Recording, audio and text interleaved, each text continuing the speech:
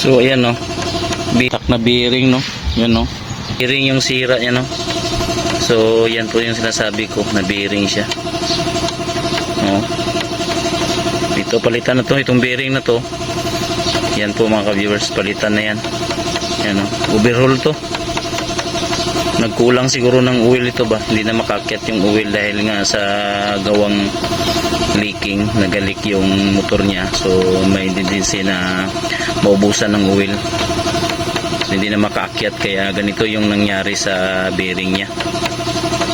Kasi dito basta-basta masira yung bearing, kasi mga original to na bearing.